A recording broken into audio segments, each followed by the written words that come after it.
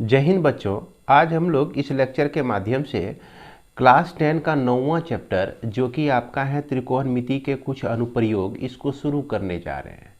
तो इसको शुरू करने से पहले मैं आप लोगों से रिक्वेस्ट करूंगा कि इसमें बुक में जो आपका दिया गया है इसे आप एक बार पढ़ के ज़रूर समझ लें। और सबसे अच्छा पढ़ने का तरीका यही है कि किसी भी एक्सरसाइज में जाने से पहले उसके पहले जो भी इंट्रोडक्शन दिया रहता है, भूमिका दिया रहता है, उसको आप पढ़ें। तो हम लोग सबसे पहले थोड़ा सा इस भूमिका पर नज़र डालेंगे, फिर उसके बाद हम लोग समझेंगे कि उन्नयन कोण अवनमन कोण क्या होता है। अब फिर उसके बाद हम लोग डायरेक्ट चलेंगे इसके एक्सरसाइज पर और इस एक्सरसाइज के सारे प्रॉब्लम को हम लोग सॉल्व करेंगे। ये एक्सरसाइज आपका 9.1 है जिसमें टोटल 16 प्रॉब्लम आपको दिए गए हैं। तो आइए हम लोग शुरू करते हैं, पहले इसको समझते हैं। अब देखिए, आप लोग जो सोच रहे होंगे कि त्रिकोणमिति पढ़ने से हमको क्या फ़ायदा है। त्रिकोणमिति जो है एक प्राचीनतम विषय है, इसमें हम मेन लाइन को आप लोगों के सामने डिस्कस करेंगे और यह जो है आपका उपयोग खगोलविद भी करता है। और खगोलविद काहे उपयोग करता है? पृथ्वी से ग्रहों और तारों के बीच की दूरियां परिकलित करने के लिए। अब देखिए, पृथ्वी पे बैठे बैठे हम कोई ग्रह कितना दूर है, कोई तारा कितना दूर है, इसकी दूरी का पता हम लगा सकते हैं अगर त्रिकोणमिति का अनुप्रयोग हम लोग ठीक तरह से जानते हैं। इसके बावजूद आप लोग ज्योग्राफी में पढ़ते होंगे, भूगोल में पढ़ते होंगे देशांतर और अक्षांश रेखा, देशांतर रेखा और अक्षांश रेखा पृथ्वी पर। तो ये मदद करता है, ये त्रिकोणमिति के ही ज्ञान पर आधारित है और ये मदद करता है कि कोई द्वीप की स्थिति कहाँ है या समुद्र में कोई जहाज आपका जा रहा है तो उसकी स्थिति क्या है, ये हमारा पता लगाने में मदद करता है देशांतर और अक्षांश रेखा, जो कि आपका त्रिकोणमिति का ही ज्ञान का प्रयोग है इसमें। तो यहाँ पर एक चीज़ आप देख रहे होंगे, यह फिगर आपका थियोडोलाइट का है। तो इस थियोडोलाइट का सबसे पहले प्रयोग करने वाले आपका नाम था सर जॉर्ज एवरेस्ट। तो जॉर्ज एवरेस्ट ने क्या किया था कि भारत में जो ऊंची ऊंची पर्वतें हैं उस पर्वतों का ऊंचाई निकालने के लिए सबसे पहले इस थियोडोलाइट का प्रयोग किया। और इस थियोडोलाइट का काम क्या होता है आप यहाँ पर पढ़ के देखिएगा। एक सर्वेक्षण यंत्र है जो त्रिकोणमिति के नियमों पर आधारित है, का प्रयोग एक घूर्णी टेलीस्कोप से कोणों का मापन करने में किया जाता है। यानी इस थियोडोलाइट से हम क्या मापते हैं? एंगल को मापते हैं। तो अब देखिए, कॉपी पे जहाँ तक एंगल को मापने वाली बात है, हम लोग कॉपी पे बड़ी आसान से एंगल माप सकते हैं। ये एंगल कितना है भाई, तो प्रोटेक्टर लेंगे या चांद लेंगे तो हमको पता चल जाएगा। अब मान लिया जाए कि ये आपका पहाड़ है, एवरेस्ट पहाड़ी है, देख रहे हैं।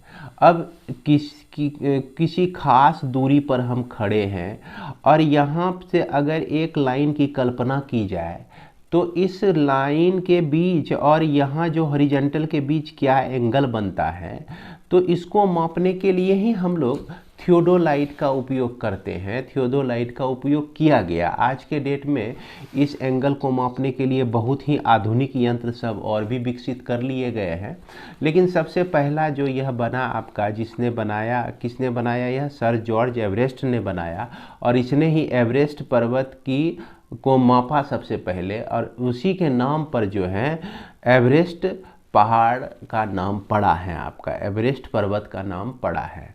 तो उम्मीद करते हैं कि आप लोग इसे भी पढ़ेंगे, पढ़ के समझेंगे। अब जो हमारा सबसे अलग आगे बढ़ के हैं ऊंचाई और दूरियां में, हम लोग समझेंगे कि यह उन्नयन कोण क्या होता है और ये अवनमन कोण क्या होता है। उन्नयन कोण और अवनमन कोण को समझने के लिए एक एग्जाम्पल हम लोग लेते हैं। जैसे मान लीजिए ये आपका कुतुब मीनार है, ये आपका क्या है? कुतुब मीनार है। कुतुब मीनार के कुछ दूरी पर, जैसे यहाँ से यहाँ तक हम लोग इस हॉरिजॉन्टल पर कुछ दूरी पर हम लोग खड़े हैं, कोई व्यक्ति खड़ा है। तो ये जो आपका हॉरिजॉन्टल हो गया। अब यहाँ पर यह जो इसके टॉप को अगर देख रहा है, टॉप पॉइंट को देख रहा है, मान लीजिए कि यहाँ पर एक आपका बंदर है, एक बंदर है आपका, है ना, और इस बंदर को यह देख रहा है। तो यहाँ तो हम लाइन ड्रॉ नहीं कर सकते हैं, इस लाइन को इमेजिन कर सकते हैं। तो इसीलिए हम लोग इसको लाइन ऑफ साइट कहते हैं, लाइन ऑफ साइट कहते हैं। और इसको हिंदी में हम लोग क्या कहते हैं, दृष्टि रेखा कहते हैं।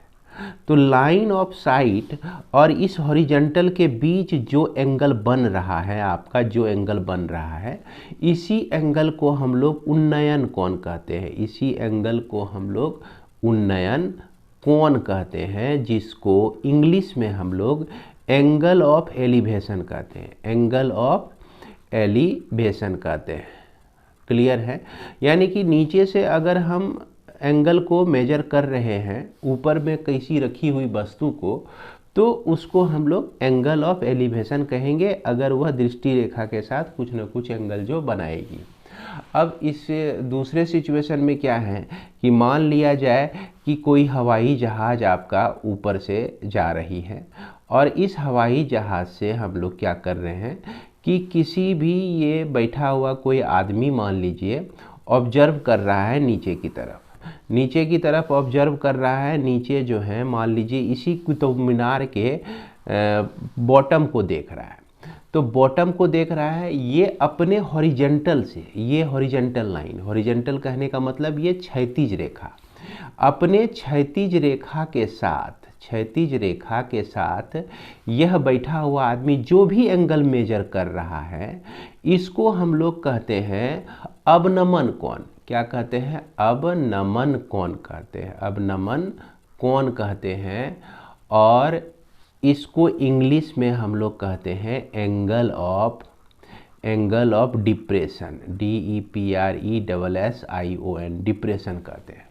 आज देखिए एक चीज़ और है, यह आपका क्षैतिज रेखा हो गया, यह भी आपका ग्राउंड लेवल हो गया। तो दोनों को अगर हम पैरेलल ही प्रायः माना जाता है, तो यहाँ जो भी एंगल बनता है वही एंगल आपका यहाँ भी बनता है।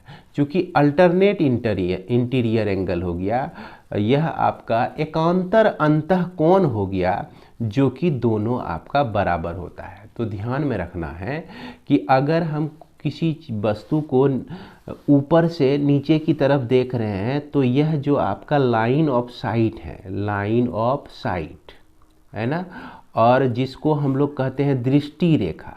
तो दृष्टि रेखा तो कल्पना की जाती है भैया, इसको तो ड्रॉ किया नहीं जा सकता है, इसकी कल्पना की गई है, और यहाँ हॉरिजॉन्टल की भी कल्पना की गई है, और इसके बीच जो एंगल बनता है इसको हम लोग अवनमन कोण कहते हैं। इसके बाद आप लोग को यहाँ पर कम से कम खास एंगल जैसे साइन थीटा, कॉस थीटा, उसके बाद टेन थीटा, पर्टिकुलर एंगल पर इसका मान याद रखना है। 0 डिग्री पर साइन थीटा का वैल्यू आपका 0 होता है, कॉस का वैल्यू 1 होता है, टेन का वैल्यू आपका 0 होता है, और 30 डिग्री पर साइन का वैल्यू 1/2, और 45 डिग्री पर साइन का वैल्यू जो है 1/√2। उसके बाद 60 डिग्री पर साइन थीटा का वैल्यू √3/2। उसके बाद 90 डिग्री पर रख लीजिए याद 1। अब यही चीज़ जो है उलट जाता है, √3/2 हो गया, 1/√2 हो गया, ये आपका 1/2 हो गया, ये आपका 0 हो गया।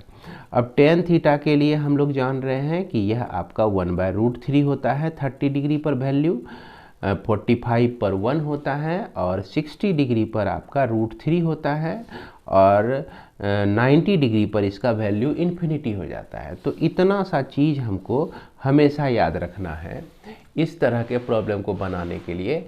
इसके बावजूद आपको ये याद रखना है कि साइन थीटा या साइन कोई भी एंगल लेते हैं तो यह परपेंडिकुलर बाय हाइपोटेनस होता है, यानी लंब बटा कर्ण होता है, और यहाँ कॉस थीटा जो है आधार बटा कर्ण होता है, और टेन थीटा जो है यह लंब बटा आधार होता है। तो अब देखिए इसका उपयोग हम लोग कैसे कैसे करते हैं। अगर मान लिया जाए किसी ट्रायंगल में आपका दिया गया रहे, ये हाइपोटेनस दिया रहे यानी h दिया रहे और p दिया रहे, और इसमें से इससे कोई मतलब नहीं हो, है ना, आधार से इसको कोई मतलब नहीं हो, यानी इस दोनों में से कोई एक चीज़ दिया रहे और आपका जैसे h दिया रहे और p आपको निकालना हो, तो यहाँ पर h और p से रिलेटेड आपका फॉर्मूला है साइन थीटा, p और h से बना हुआ है साइन थीटा, तो हम यहाँ पर साइन थीटा का प्रयोग करेंगे इस तरह के फिगर में। अगर कहीं ऐसा हो कि ये ट्रेंगल है आपका और ये एंगल आपको दिया रहे, इसमें आधार दिया रहे और ये h दिया रहे, या तो h दिया रहे आधार निकालना हो, या तो आधार दिया रहे h निकालना हो, तो b और h किस रेशियो में आता है, तो ये आता है आपका कॉस थीटा वाला में आता है। तो इस तरह का कंस्ट्रक्शन में हम लोग कॉस थीटा यूज करेंगे, कॉस थीटा को लेंगे जो कि b/h लिखेंगे।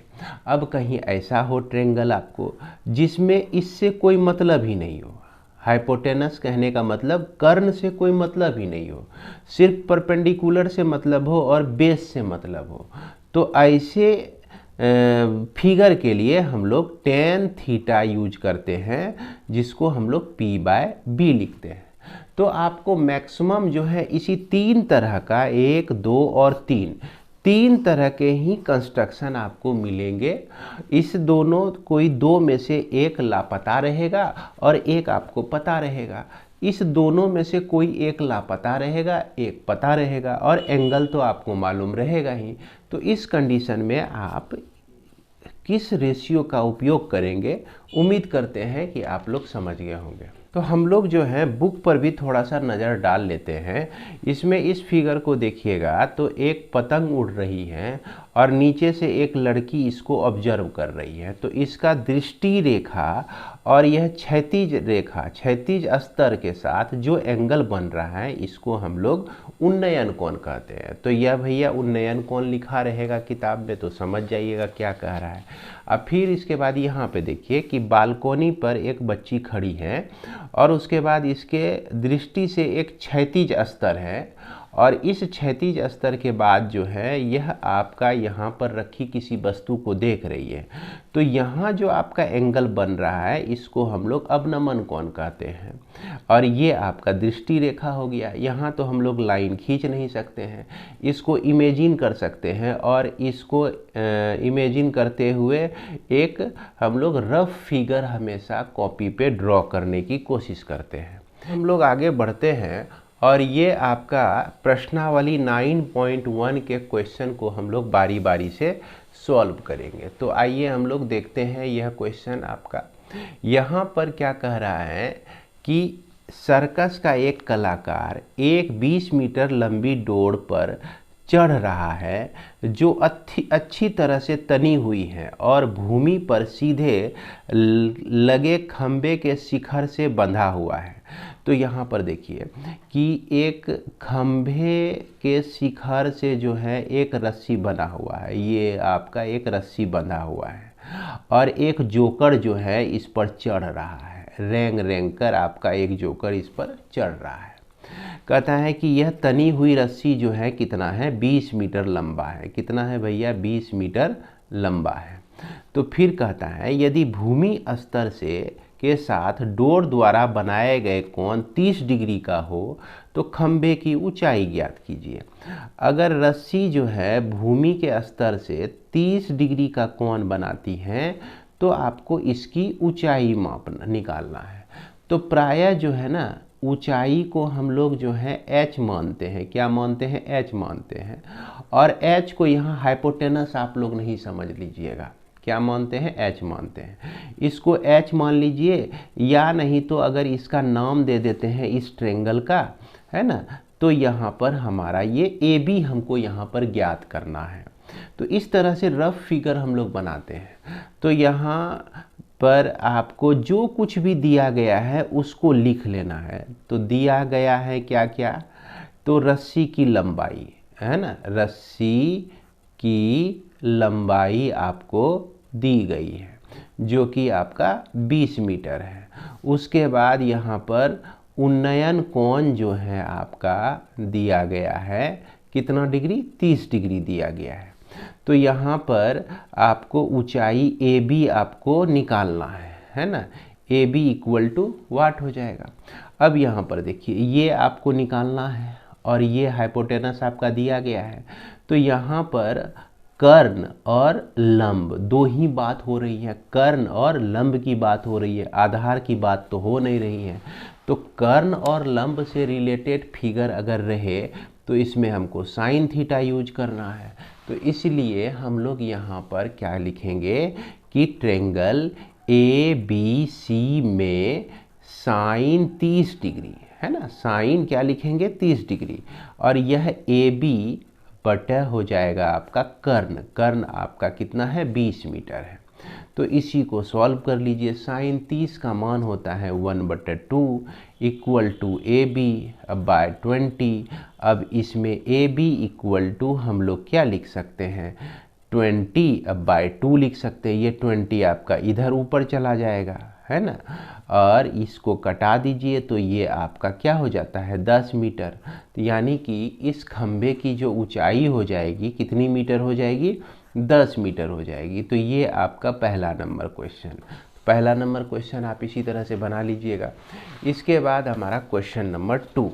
तो क्वेश्चन नंबर 2 में क्या कह रहा है कि आंधी आने से एक पेड़ टूट जाता है और टूटा हुआ भाग जो इस तरह से मुड़ जाता है कि पेड़ का शिखर जमीन को छूने लगता है।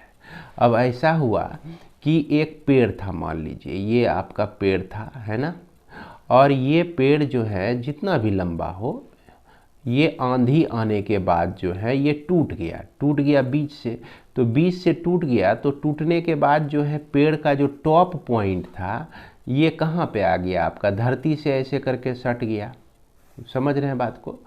तो इसको जो है इस पोर्शन को हम लोग रफ स्केच जब करेंगे तो सीधा इस तरह से सीधा सीधा लाइन हम लोग कंसीडर करेंगे। और इसके साथ क्या हुआ कि धरती के साथ यह 30 डिग्री का कोण बनाने लगा। फिर कहता है कि अब आगे ध्यान दीजिएगा, पेड़ से पाद बिंदु की दूरी जहां पेड़ का शिखर जमीन को छूता है 8 मीटर है। तो पेड़ से पाद बिंदु की दूरी जहां यह इसका शिखर छूता है ये 8 मीटर है, यानी कि यह जो है आपका 8 मीटर है। कहता है पेड़ की ऊंचाई निकालिए। तो पेड़ की ऊंचाई जो है हमको निकालना है। अगर ये ट्रेंगल आपका ए बी सी ले लिया जाए तो पेड़ की ऊंचाई निकालने के लिए हमको ये चाहिए और ये चाहिए, और ये पार्ट जो है आपका यहाँ पे आ गया है। कहाँ पे आ गया है, ये नीचे सो गया है।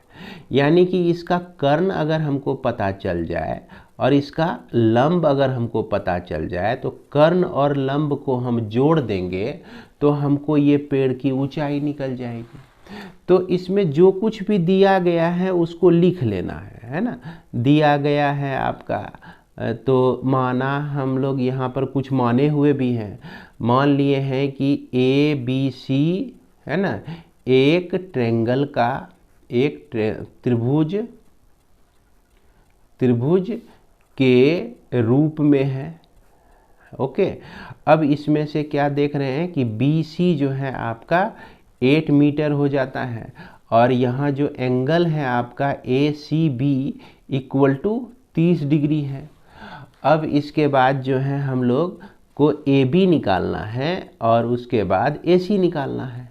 इस पूरे पेड़ की लंबाई निकालने के लिए क्या करेंगे, पेड़ की लंबाई निकालने के लिए हम लोग क्या करते हैं, इस ए बी को ए सी के साथ हम लोग जोड़ देते हैं।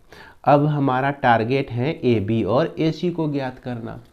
तो ए बी को ज्ञात करने के लिए देखिए, इसको ज्ञात करने के लिए हम लोग क्या करते हैं, चूँकि इसको और इसको ये हमको पता है, ये पता है हमको और इसको मालूम करना है। तो ये दोनों साइड जो है किस में आता है, ये दोनों साइड जो है परपेंडिकुलर और आधार आपका 10 के साथ आता है। त्रिकोणमितीय अनुपात जब 10 हम लेते हैं तो उसमें ये आता है। तो यहाँ पर हम लोग पहले 10 30 डिग्री लेंगे और इसको हम लोग लिखेंगे ए बी।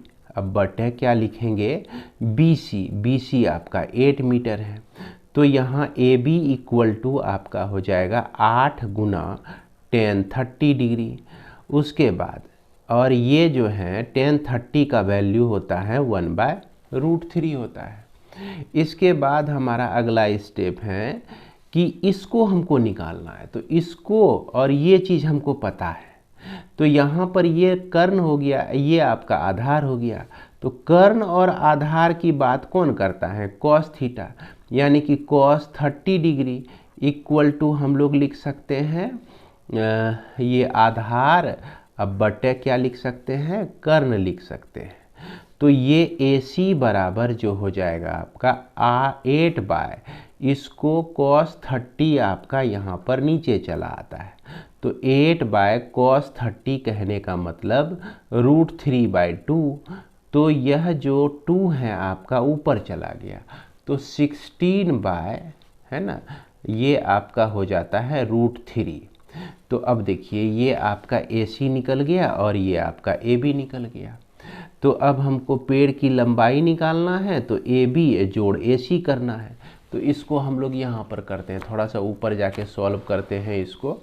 तो यह ए बी जोड़ ए सी करेंगे, तो ए बी का जो वैल्यू है 8/√3 निकला हुआ है, और ए सी का जो वैल्यू है आपका 16/√3 निकला है। तो √3 हमारा एलसीएम हो जाएगा, 18 + 16 आपका हो जाता है 24। अब √3 से ऊपर और √3 से हम नीचे मल्टीप्लाई कर देते हैं, तो 24 √3 हुआ, और √3 × √3 जो है आपका 3 हो गया, और यहाँ कट गया 3 × 8 = 24। तो यह 8 √3 मीटर आता है इसकी ऊंचाई। किसकी ऊंचाई, इस पेड़ की जो ऊंचाई है आपका क्या है, 8 √3 मीटर हो जाएगा। तो उम्मीद करते हैं कि इसको आप लोग समझ गए होंगे। इसके बाद हमारा क्वेश्चन नंबर 3 क्या कह रहा है कि एक ठेकेदार बच्चों को खेलने के लिए एक पार्क में 2 फिसल पट्टी लगाना चाहती है। तो 2 फिसल पट्टी लगाना चाहती है, तो 5 वर्ष से कम उम्र के बच्चों के लिए एक ऐसी फिसल पट्टी लगाना चाहती है जिसका शिखर 1.5 मीटर ऊंचाई हो और भूमि के साथ 30 डिग्री का कोण पर झुका हुआ हो।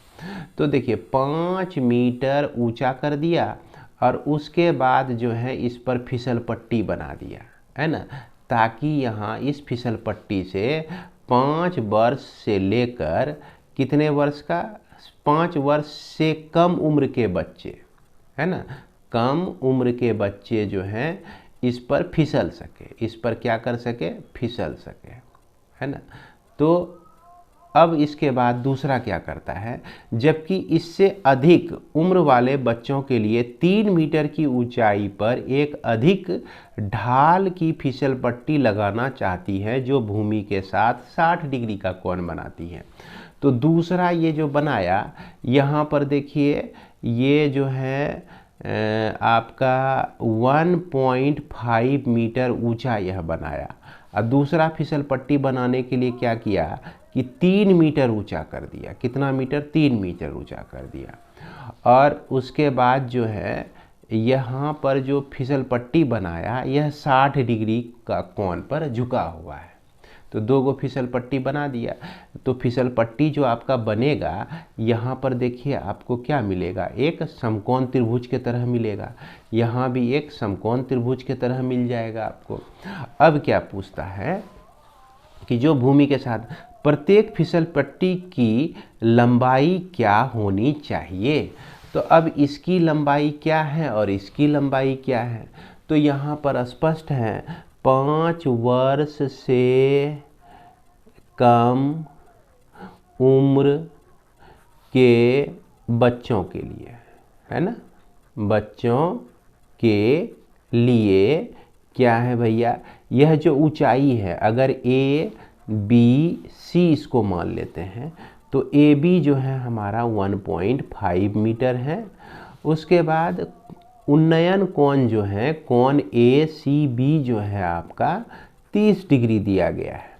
और यहाँ पर देखिए ये ऊंचाई आपको मालूम है परपेंडिकुलर लंब, और ये आपको कर्ण निकालना है। तो लंब और कर्ण किसमें आता है आपका, यह साइन के साथ मिलता है। साइन 30 डिग्री बराबर हम लोग लिखेंगे लंब बटा कर्ण, यानी कि लंब जो है आपका AB है और कर्ण जो है आपका AC है। तो लंब हमारा 1.5 अब बटा AC हमको निकालना है। तो इसलिए AC बराबर 1.5 बटा साइन 30 डिग्री, ये साइन 30 डिग्री इसके नीचे चला आएगा और ये AC आपका इधर आ जाएगा, है ना। इधर उधर हम कर सकते हैं इसको सॉल्यूशन के लिए। अब 1.5 हुआ और साइन 30 का वैल्यू 1/2 होता है। इसको हम लोग 1.5 गुना 2 आपका ऊपर चला जाएगा, तो यह आपका 3 मीटर निकल जाएगा। उसके बाद दूसरी फिसल पट्टी के लिए, दूसरी फिसल पट्टी के लिए जो है हमारे पास PQR है। PQR एक त्रिभुज के रूप में है, त्रिभुज समकोण त्रिभुज के रूप में है। कैसा त्रिभुज के रूप में है, समकोण त्रिभुज है। तो यहाँ पर 3 मीटर ऊंचा है और इसकी लंबाई निकालनी है, तो इसमें हम नोट कर लेते हैं। ये मान लीजिए PQR है। अब PQ जो है आपका 3 मीटर दिया गया है। अब कोण PRQ जो है, PRQ जो कि 60 डिग्री दिया गया है। तो इसमें भी वही हाल है, ये लंब है और ये कर्ण है। तो ये दोनों लाइन जो है साइन के साथ मिलता है। तो साइन हम लोग लिखेंगे कितना डिग्री, 60 डिग्री बराबर यह PQ बटा PR लिखेंगे। तो PQ हमारा है 3 मीटर, अब PR हमको निकालना है। तो यहाँ पर साइन 60 का वैल्यू जो होता है √3/2 होता है, इक्वल टू 3/PR हो गया। अब देखिए कोना कोनी गुना कर सकते हैं इसको आप, या नहीं तो डायरेक्ट हम लिखते आ रहे हैं, लेकिन इसको डिटेल में लिखेंगे। तो √3 को गुना कर दिए PR से और 3 को गुना कर दिए 2 से, 3 दूना 6 हो जाएगा। यह PR बराबर 6/√3, जो कि आपका 6√3/3 हो जाएगा, है ना। √3 से ऊपर और √3 से नीचे गुना करने पर 3 दूना 6, तो यह आपका 2√3 आता है। तो ये 2√3 मीटर हो गया। और यहाँ ध्यान दीजिएगा, ये 3 मीटर और यह 2√3 मीटर, इसमें से 2√3 जो है आपका बड़ा है किससे, 3 मीटर से। आप पूछिएगा कैसे, क्योंकि 2 × √3 का मान जो होता है 1.732 होता है। और उसके बाद ये गुना इसको कर देते हैं, तो 4 6 7 दूनी 14 2 1 3 3.464 हुआ। इधर 3 है, तो इसीलिए ये क्या है आपका बड़ा है। तो इसकी ज़रूरत नहीं है, आपको यहीं तक छोड़ देना है ना। यही आपका आंसर हो जाएगा। इसके बाद हम लोग चलते हैं क्वेश्चन नंबर 4 में। तो क्वेश्चन नंबर 4 में आप देखिए अपने बुक में, भूमि के एक बिंदु से जो मीनार के पाद बिंदु से 30 मीटर की दूरी पर है, मीनार के शिखर का उन्नयन कोण 30 डिग्री है, मीनार की ऊंचाई ज्ञात कीजिए। अब देखिए कि इसको जो है हम लोग ट्रेंगल में कन्वर्ट करेंगे। यहाँ पे कह रहा है कि एगो मीनार है, मीनार से जो है 30 मीटर की दूरी पर चले आए। कितना मीटर की दूरी पर, 30 मीटर की दूरी पर। और यहाँ से उन्नयन कोण जो है आपका कितना है, 30 डिग्री है। उन्नयन कोण तो समझ ही रहे हैं, नीचे से जब हम ऊपर देखते हैं तो दृष्टि रेखा के साथ जो एंगल बनाता है उसको हम लोग उन्नयन कोण कहते हैं। और यह 30 मीटर दिया गया है, तो आपको इसकी ऊंचाई निकालना है। ये h को ऊंचाई मान लिए, यहाँ h को हाइपोटेनस नहीं समझ लीजिएगा, यानी कि कर्ण नहीं समझ लीजिएगा। सिंबॉलिकली h मान लीजिए, या x भी आप मान सकते हैं इसको, है ना। तो अब हमारा जो दिया गया है, दिया तो गया है आपका क्या क्या, जो कुछ भी दिया गया है, तो उसमें हम क्या कंसीडर किए हैं, ए बी सी एक ट्रायंगल है, तो ए बी सी एक समकोण त्रिभुज, समकोण है ना, त्रिभुज है। या तो ऐसे लिखिए, माना लिखिए, तो इसको काट दीजिए, क्योंकि जो चीज़ दिया गया है उसको हम मान के इस वे में लिख रहे हैं। और इसमें क्या है कि ए बी आपको निकालना है, उसके बाद सी बी आपका 30 मीटर दिया गया है, और यहाँ जो कोण दिया गया है ए सी बी जो कि आपका 30 डिग्री कोण है। अब ये लाइन और ये लाइन सोचिए, ये आधार है और ये आपका लंब है, तो आधार और लंब हमारा किस में आता है, tan के साथ आता है, तो यह आपका p/b होता है। अब थीटा के जगह पर हम लोग क्या रख सकते हैं, 30 डिग्री रख सकते हैं, और परपेंडिकुलर जो है आपका इसको h माने हुए हैं, और बेस जो है आपका यहाँ पर 30 मीटर है, और tan 30 का वैल्यू 1/√3 होता है। इसके बाद h/30 लिख दिए, देयरफॉर h बराबर 30, ये 30 यहाँ चलाएगा, ऊपर चलाएगा, अब /√3 हो गया। अब इसको रेशनलाइज कर देंगे, √3 से ऊपर √3 से नीचे हम गुना कर देंगे, तो यहाँ पर हो गया 30√3, अब बटे √3 गुना √3 3 होता है, 3 से यह 10 बार में कट गया, तो यह tan√3 मीटर आपका क्या निकल गया, आंसर निकल गया। तो उम्मीद करते हैं कि आप यह क्वेश्चन नंबर 4 भी समझ गए होंगे। इसके बाद हम लोग चलते हैं क्वेश्चन नंबर 5 पे। तो क्वेश्चन नंबर 5 में जैसा कि देख रहे हैं, क्या कहा कि भूमि से 60 मीटर की ऊंचाई पर एक पतंग उड़ रही है। तो क्या कहा, एक पतंग जो उड़ रही है आपका भूमि से 60 मीटर की ऊंचाई पर, कितना मीटर की ऊंचाई पर, 60 मीटर की ऊंचाई पर उड़ रही है, और पतंग में लगी डोरी को अस्थायी रूप से भूमि के एक बिंदु से बांध दिया गया है। भूमि के साथ डोरी का झुकाव 60 डिग्री है, तो भूमि के साथ डोरी का जो झुकाव है आपका कितना है, 60 डिग्री है। तो यह मानकर कि डोरी में कोई ढील नहीं है, तो डोरी की लंबाई ज्ञात कीजिए। तो यही ना डोरी होगा भैया, डोरी तो हमेशा तिरछा ही न होता है। तो यहाँ पर भी क्या हो गया, ये ए बी सी एक समकोण त्रिभुज है, तो इसको सॉल्व करने के लिए हम लोग ऐसे ही लिखेंगे, माना कि ए बी सी एक क्या है आपका समकोण त्रिभुज है, ऐसे लिख लेंगे, है ना। जो लिखने का तरीका है, डायरेक्ट हम इसको सॉल्व नहीं करेंगे। उसके बाद ए बी जो है जिसमें 60 मीटर दिया गया है, कोण ए सी बी जो है आपका 60 डिग्री दिया गया है। अच्छा, ए बी जो है 6 मीटर दिया गया है, सॉरी 60 मीटर ही दिया गया है। उसके बाद हमको निकालना है क्या, ये ए सी को निकालना है, तो ए सी इक्वल टू वाट क्या हो जाएगा। तो अब यहाँ पर सोचिए कि ये आपका और यहाँ पर ये चीज़, तो ये दोनों जो है हम लोग साइन के साथ ही यूज करते हैं। तो साइन अगर थीटा ले लेते हैं हम लोग, तो परपेंडिकुलर बाय कर्ण यानी p बाय हम लोग h लिखेंगे, तो p/h हो जाएगा। और थीटा का जो वैल्यू है आपका 60 डिग्री है, और p जो कि हमारा कितना है 60 है, और h जो कि AC है आपका, इसको हम लोग को निकालना है। तो साइन 60 का वैल्यू √3/2 होता है। इसके बाद यहाँ पर 60/AC लिख दीजिए।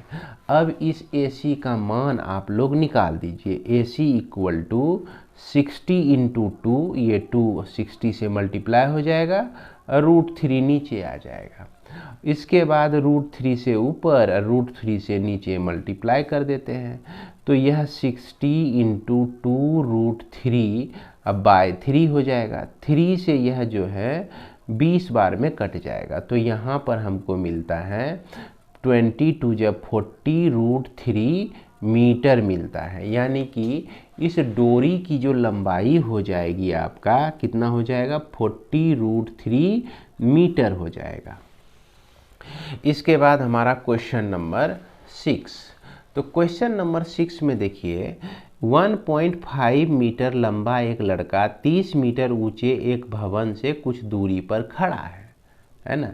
जब वह ऊंचे भवन की ओर जाता है तब उसकी आंख से भवन का शिखर का उन्नयन कोण 30 डिग्री से 60 डिग्री हो जाता है। बताइए कि वह भवन की ओर कितनी दूरी तक चलकर गया है। तो अब यहाँ पर एक चीज़ है क्या कि एक भवन है ना, जिसकी ऊंचाई जो है 30 मीटर है। ये एक भवन है, मान लीजिए भवन को एक लंबा लकीर हम खींच दिए इसके लिए, और उसके बाद इसकी ऊंचाई जो है आपका 30 मीटर दिया गया है। अब एक लड़का जो है आपका भवन के तरफ जाता है, भवन के तरफ जा रहा है, और इसकी ऊंचाई जो है 1.5 मीटर दी गई है। तो इसके आई लेवल को हॉरिजॉन्टल लेवल माना जाएगा, है ना, क्षैतिज रेखा। जब भी यह देखेगा तो यहाँ से पहले इस भवन को देखता है, अब फिर थोड़ा सा आगे बढ़ के आपका यहाँ चले आता है ये, तब जाके इस भवन को यह देखता है, इस तरह से देखता है। तो क्या होता है कि पहले 30 डिग्री का कोण बन रहा था, तो अब जो है 60 डिग्री का कोण हो गया। यहाँ पर देखिए बोला ही है कि उन्नयन कोण 30 से 60 हो जाता है। बताइए कि वह भवन की ओर कितनी दूर चल के आया। तो यहाँ पर हम लोग ये निकालना चाहते हैं कि ये दूरी कितना है। तो मान लेते हैं इसको x है आपका। अब देखिए अगर हम ट्रेंगल A, B और C और यहाँ पर D लेते हैं, और यहाँ सबसे नीचे जो है आपका इस पॉइंट पर P लेते हैं, तो इसमें in triangle ABC and triangle ABD में हम देख रहे हैं कि इस AB को क्या लिख सकते हैं। इस AB को हम लिखेंगे, यह पूरा ऊंचाई आपका 30 मीटर है। कितना मीटर है? 30 मीटर। और इस लड़का का ऊंचाई जो है 1.5 मीटर है। तो 1.5 मीटर यहाँ भी न है आपका, यहाँ भी आएगा तो 1.5 मीटर हमेशा ऊपर से ही मापा जा रहा है इसे। तो यह 1.5 मीटर आपका घट जाएगा, तो ये हो जाएगा आपका कितना? 28.5 मीटर।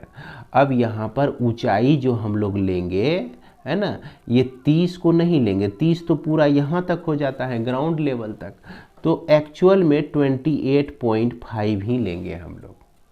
और इसको जो है D से C तक हम लोग x मान लेते हैं, और C से B तक हम इसको y मान लेते हैं। अब इसके बाद हम लोग चलते हैं ट्रेंगल ABC में।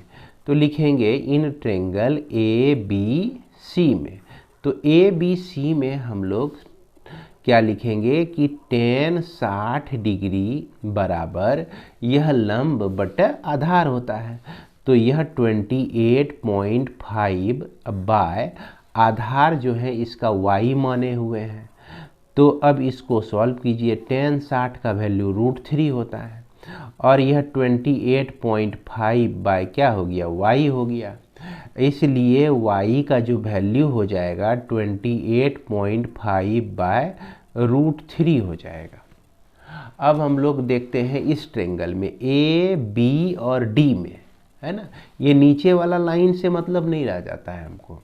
तो A, B, D में, तो अगर ट्रेंगल ABD में हम देखते हैं तो यहाँ पर लिखेंगे tan 30 degree equal to 28.5 by ये पूरा जो दूरी है आपका यहाँ से यहाँ तक x, फिर उसके बाद y, तो ये x प्लस y हो जाएगा। अब देखिए tan 30 का वैल्यू 1/√3 होता है, equal to 28.5 by x plus y हो गया।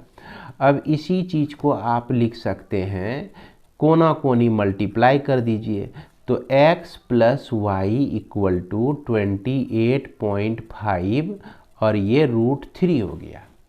अब इस इक्वेशन 1 से हम लोग क्या करेंगे, y का वैल्यू यहाँ पे रख देते हैं। तो यहाँ x plus 28.5 by √3 equal to 28.5 √3 हो गया। अब इसको हम लोग सॉल्व करेंगे। तो इसको सॉल्व करने के लिए आगे पेज हम लोग बढ़ते हैं। तो यहाँ पर इसको देख सकते हैं आप लोग, यहीं पे हम लोग सॉल्व कर लेते हैं इसको, है ना, यही चीज़ है हमारा टारगेट। तो ये आप देख रहे हैं कि x प्लस, तो x इक्वल टू 28.5√3 में, और ये राइट साइड चला जाएगा तो माइनस हो जाएगा, 28.5/√3 हो जाएगा। अब यहाँ पर एलसीएम जो है आपका √3 होता है, 28.5 इंटू √3 इंटू √3 इंटू 3 हो जाएगा, -28.5 हो जाएगा। इसको आप सॉल्व करेंगे तो 28.5 कॉमन अगर ले लेते हैं तो इसमें 3 और इसमें -1, अब बाय आपका हो गया √3। अब ये हो गया 28.5, है ना, 28.5 इंटू 2 बाय √3। अब इसको रेशनलाइज भी कर देते हैं, तो √3 से ऊपर और √3 से नीचे मल्टीप्लाई कर दिए, तो यहाँ पर 28.5 इंटू 2 √3 बाय आपका मिलता है, √3 इंटू √3 3 मिलता है। अब 3 से इसको कट जाना चाहिए, 3 9 27 हो गया और 3 5 15, 9.5 और 9.5 गुना 2, तो ये आपका हो गया 9 2 18 1 19, 19√3, तो 19√3 मीटर ये हो जाएगा आपका आंसर। ये x का वैल्यू निकल जाएगा। यानी कि यह जो लड़का है आपका कितना दूरी चलता है, कितना दूरी यहाँ से यहाँ तक जो आता है, तो 19√3 मीटर की दूरी तय करता है। तो इस तरह से हमारा क्वेश्चन नंबर 5 और ये आपका क्वेश्चन नंबर 6 कंप्लीट होता है।